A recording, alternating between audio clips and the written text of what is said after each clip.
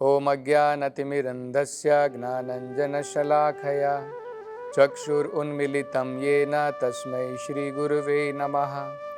नमो ॐ विष्णुपादाय कृष्णप्रेष्ठाय भूतले श्रीमते भक्तिवेदान्तस्वामिन् इति नामिने। नमस्ते सरस्वते देवे गौरवाणी प्रचारिणे निर्विशेषा शून्यवादी पाश्चात्यदेशतारिणे। जय श्री कृष्ण चैतन्य प्रभु नित्यानंद श्री अद्वैत गदाधर श्रीवासदि गौर भक्तवृंद। हरे कृष्णा कृष्ण कृष्णा हरे हरे, हरे राम राम राम हरे हरे। हरे कृष्णा। आप सभी भक्तों का आज की कृष्णा कथा में हार्दिक अभिनंदन है। कल की कथा में हमने वर्णन किया था किस प्रकार उद्धव जी जो हैं अब वृंदावन से व्रजवासियों से विदा लेकर के अत्यंत प्रसन्न होकर के कि उन्होंने बहुत सारे महीने अब उन्होंने व्रज धाम में बिताए, गोपियों से उनको अत्यधिक प्रेरणा प्राप्त हुई भगवान की भक्ति करने के लिए। अब बड़े ही संतुष्ट होकर के उद्धव जी जो हैं अब वृंदावन से मथुरा की तरफ आते हैं। मथुरा में आने के पश्चात भगवान कृष्ण से मिलते हैं। उनको दंडवत प्रणाम करने के पश्चात पूरी गाथा बताते हैं किस प्रकार से उन्होंने गोपियों का सत्संग किया, किस प्रकार से उन्हें अत्यधिक प्रेरणा प्राप्त हुई गोपियों के द्वारा, और स्वयं उन्होंने गोपियों को भगवान का संदेश पढ़ करके सुनाया। और हमने ये भी देखा था कि किस प्रकार से उद्धव जी ने बड़ी ही श्रेष्ठ प्रार्थना की थी कि वो व्रज धाम में, व्रज भूमि में, वृंदावन में एक घास के रूप में जन्म लेना चाहते हैं, जिसके द्वारा उन्हें एक अवसर प्राप्त हो सके कि गोपियों के चरण की धूली उनके सर के ऊपर, उनकी जो है व्रज की रज उनके सर के ऊपर आशीर्वाद के रूप में वो प्राप्त कर सके। ऐसा बताया जाता है कि गोपियां भगवान की अत्यंत श्रेष्ठ भक्त हैं। नारद मुनि एक बार ये जानना चाहते थे कि गोपियों की भक्ति इस प्रकार से कितनी श्रेष्ठ है। उन्होंने भगवान कृष्ण से कहा कि मैं जानना चाहता हूं कि आपके सभी इतने सारे भक्त हैं, उनमें से अत्यंत श्रेष्ठ भक्त कौन है। तो उन्होंने कहा कि भगवान, मुझे लगता है धरती के ऊपर अनेकों बड़े बड़े पंडित हैं, ब्राह्मण हैं, जो आपके नाम का जप करते हैं, जो वेदों का पठन करते हैं, हो ना हो वो आपके महान भक्त जरूर रहेंगे। तो कृष्ण ने कहा कि ठीक है, तुम एक कार्य करो, तुम स्वयं ही परख लो। तुम इन ब्राह्मणों के पास में जाओ, इन पंडितों के पास में जाओ, और बाद में तुम गोपियों के पास में जाओ और उनको ये संदेश दो कि मेरे सर के अंदर में दर्द है और मुझे अपने भक्तों की चरण कमलों की धूली चाहिए सर के ऊपर लगाने के लिए, जिसके द्वारा ये सर दर्द दूर हो सकेगा। तो नारद मुनि जो है तुरंत निकल गए और धरती में गए और वहां पर श्रेष्ठ ब्राह्मणों से जाकर के मिले, पंडितों से जाकर के मिले। उन्होंने वहां पर जाकर के कहा कि भगवान कृष्ण जो है सर दर्द से पीड़ित हैं, उनके सर में पीड़ा है और वो चाहते हैं कि अपने भक्तों की रज को अगर वो अपने सर में लगाएंगे तब उनकी ये सर की पीड़ा दूर हो सकेगी। तो कृपा करके क्या आप आपके पाद की धूली थोड़ी देंगे ताकि भगवान जो है उसको अपने सर के ऊपर धारण कर सके। तो ये ब्राह्मण और पंडित जो हैं घबरा गए और उन्होंने कहा कि नहीं नारद जी, आप ये क्या कह रहे हैं, भला हम अपने पाद की धूली भगवान को कैसे दे सकते हैं? आप जानते हैं इसका फल क्या होगा। अगर हम अपने पाद की धूली भगवान के सर के ऊपर लगाएंगे, हमें लाखों लाखों साल तक नरक का वास मिलेगा। तो ये हम कदापि नहीं कर सकते हैं। तो नारद मुनि समझ गए और नारद मुनि वहां से निकल पड़े। बाद में नारद मुनि जाकर के इन व्रज की गोपियों से मिले और नारद मुनि ने वही बताया। जब नारद मुनि ने ये संदेश सुनाया कि भगवान कृष्ण के सर में दर्द है और उनको जो है अपने भक्तों की पाद की धूली चाहिए, ये गोपियां अत्यंत आतुर हो उठी, अत्यंत पीड़ित हो उठी। इन गोपियों ने कहा, नारद जी आप बिल्कुल देर मत कीजिए, भगवान के सर में दर्द है, कृपा करके जो आपको चाहिए आप लेकर के जाइए। तब नारद मुनि ने कहा इन गोपियों से, शायद तुम्हें पता नहीं है, भगवान के चरण की धूली हमें सर पे लगानी चाहिए, अपने चरण की धूली भगवान के सर पे नहीं लगानी चाहिए। उसका फल तुम्हें पता है, करोड़ों साल तक तुम्हें नरक में वास मिलेगा। तो इन गोपियों ने कहा, हमें स्वर्ग में जाएं, नरक में जाएं, कोई फर्क नहीं पड़ता नारद मुनि, हम केवल ये देखना चाहते हैं कि भगवान की पीड़ा दूर हो। आप कृपा करके देर मत कीजिए, जितनी पाद की धूली चाहिए कृपा करके तुरंत लेकर के जाइए। तब नारद मुनि की समझ में आ गया, ये गोपियां कोई आम भक्त नहीं है, भगवान के लिए सब कुछ न्योछावर करने के लिए तैयार हैं, यहां तक कि करोड़ों साल तक नरक में अनेकों प्रकार के कष्ट भोगने के लिए भी तैयार हैं। इसलिए भगवान को जो है सबसे, अपने सभी भक्तों में से सबसे उत्तम भक्त ये गोपियां जो है अत्यंत भगवान को प्रिय है। तो ये सारी जो है वृत्तांत उद्धव जी ने किस प्रकार से उन्हें जो है गोपियों का संग प्राप्त हुआ, उनके द्वारा किस प्रकार से उनकी भक्ति भी जो है अब आगे बढ़ेगी, इस सारे वृत्तांत को उन्होंने जो है धीरे धीरे कृष्ण और बलराम को सुनाया। कृष्ण और बलराम भी बड़े संतुष्ट हुए, बड़े प्रसन्न हुए कि उद्धव जी जो है जिस कार्य के लिए उन्हें भेजा गया था उसमें उन्होंने जो है पूर्ण रूप से वो कार्य किया, भगवान के संदेश को गोपियों को दिया और उनको संतुष्टि प्रदान की, और उन्होंने स्वयं अपने जीवन में गोपियों के जीवन से भगवान की उत्तम प्रेम भक्ति स्वयं सीखी।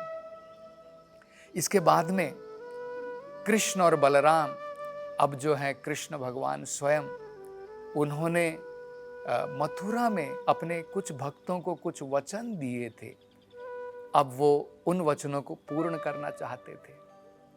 अगर हमें याद है, जब भगवान कृष्ण वृंदावन से मथुरा आए थे, उस समय में उन्होंने अपने एक भक्त जिनका नाम था कुब्जा, जो कुब्जा थी एक बड़ी ही भद्दी स्त्री थी, उसकी पूरी कमर झुकी हुई थी, लेकिन किसी न किसी प्रकार से वो भगवान की जो है भगवान की तरफ अत्यंत आकर्षित थी।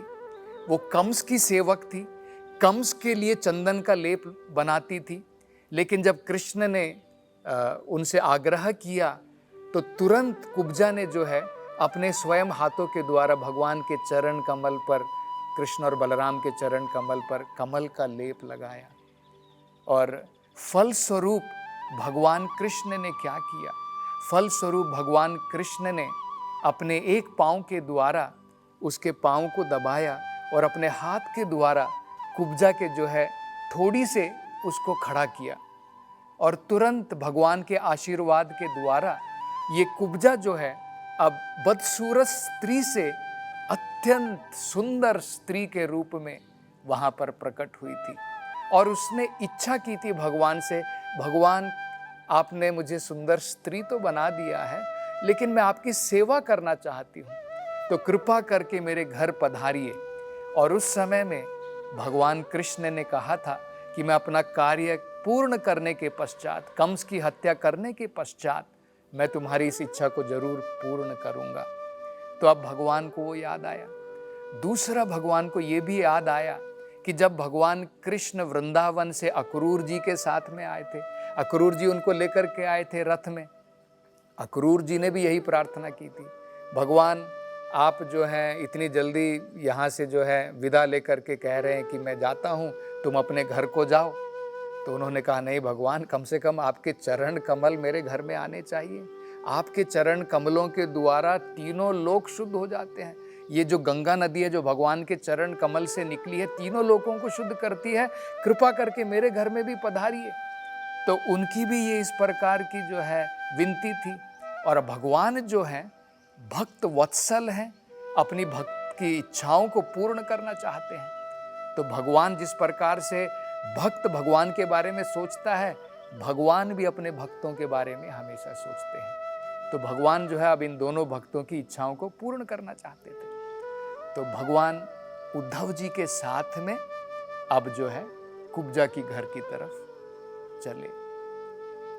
वहां पर पहुंचने के पश्चात कुब्जा जो है अत्यंत, उसके मन के अंदर में आनंद की कोई सीमा नहीं रही जब उसने देखा कि स्वयं कृष्ण भगवान जैसे उन्होंने वचन दिए थे, भगवान अब जो है उद्धव जी के साथ में अब उनके घर में पधारे हैं। तुरंत उद्धव जी का और भगवान कृष्ण का उसने बड़े ही आदर सत्कार किए। और उद्धव जी जो है, क्योंकि वो हमेशा भगवान कृष्ण को अपना पूजनीय मानते थे, उद्धव जी जमीन पर नीचे बैठ गए। और भगवान कृष्ण जानते थे कि किस प्रकार से ये कुब्जा जो है उसके मन के अंदर में लालसाएं थी। लेकिन क्योंकि भगवान कृष्ण ने उनसे सेवा स्वीकार की थी, जब उसने भगवान के चरण कमलों को चंदन का लेप लगाया था, जब हमारे मन के अंदर में अनेकों प्रकार की गंदगियां क्यों ना हो, लेकिन जब इन इंद्रियों को हम भगवान की सेवा में लगाते हैं, ये इंद्रियां, हमारा मन धीरे धीरे शुद्ध हो जाता है। तो ये भगवत गीता में भगवान ने स्वयं बताया है। भगवान ने क्या कहा है? भगवान ने कहा है, येषां तु अंतगतम पापम जनानां पुण्य कर्मणा ते द्वंद्व मोह निर्मुक्तम भजन्ते माम दृढ़ाव्रताः। अगर हम भगवान की भक्ति में लगना चाहते हैं तो हमें पाप कर्म छोड़ने पड़ेंगे। हमारे मन के अंदर में जो इतनी गंदगियां हैं, उससे जब तक हम शुद्ध नहीं हो जाएंगे, हम भगवान की भक्ति में नहीं लग पाएंगे। ये एक जो है योग्यता हमें चाहिए भगवान की भक्ति में लगने के लिए। लेकिन यहाँ पर हम देख रहे हैं कि कुब्जा जो है उसके मन के अंदर में अनेकों प्रकार के विचार थे। वो भगवान को अपने काम के द्वारा भोगना चाहती थी। गोपियों का इस प्रकार से काम नहीं था। गोपियां जो है प्रेम के द्वारा भगवान की तरफ आकर्षित थी। लेकिन भागवत में कहा है, चाहे काम के द्वारा, चाहे प्रेम के द्वारा, क्रोध के द्वारा, भय के द्वारा, इनमें से किसी भी चीज के द्वारा अगर हम भगवान की तरफ आकर्षित होते हैं, जैसे कंस जो है क्रोध के द्वारा, ईर्ष्या के द्वारा, लेकिन फिर भी उसको आशीर्वाद की प्राप्ति हुई। जब भगवान ने उसकी हत्या की, उसको जो है मुक्ति की प्राप्ति हुई। इसी प्रकार से ध्रुव महाराज जो है वो काम के द्वारा भगवान की भक्ति करते थे। उनको चाहिए था अपने पिता से भी बड़ा राज्य की जो है प्राप्ति हो। और भगवान ने जब उसने तपस्या की, ध्रुव महाराज ने जब तपस्या की भगवान की, तपस्या करने के पश्चात में जब भगवान ने उनको दर्शन दिए, भगवान के दर्शन करने के पश्चात सारी इच्छाएं उनकी जो है पूर्ण हो गई। उन्होंने कहा कि भगवान अब मुझे नहीं चाहिए। पहले मैं सोच रहा था कि पिताजी से भी बड़ा राज्य चाहिए। वो भगवान से प्रार्थना करते हुए कहते हैं, स्थानाभिलाषी तपसी स्थितो हम। भगवान, मैं किसी स्थान के लिए अभिलाषी था, इसके लिए मैंने तपस्या की थी। स्थानाभिलाषी तपसी स्थितो हम त्वाम प्राप्तवान देव मुनिंद्र गुह्यम। लेकिन भगवान अब मुझे आपकी प्राप्ति हो गई है। तो वो क्या कहते हैं, अब मुझे लगता है कि मुझे दिव्य रतन की प्राप्ति हो गई है। अब मुझे दिव्य रतन की प्राप्ति हो गई है। काचन विचिन्वन अपि दिव्य रत्नम स्वामिन कृतार्थोस्मि वरम न याचे। अब मैं इतना पूर्ण हो गया हूं भगवान, इतना कृतार्थ हो गया हूं, अब मैं इतना संतुष्ट हो गया हूं, अब मुझे कोई वर की जरूरत नहीं है। तो भगवान जो है अब चाहते थे कि कुब्जा भी जो है इस प्रकार से शुद्ध हो जाए। वो काम वासना के साथ में भगवान का भोग करना चाहती थी। ये एक अच्छी इच्छा नहीं है। भक्त को नहीं सोचना चाहिए कि काम वासना के द्वारा मैं भगवान का आलिंगन करना चाहता हूँ।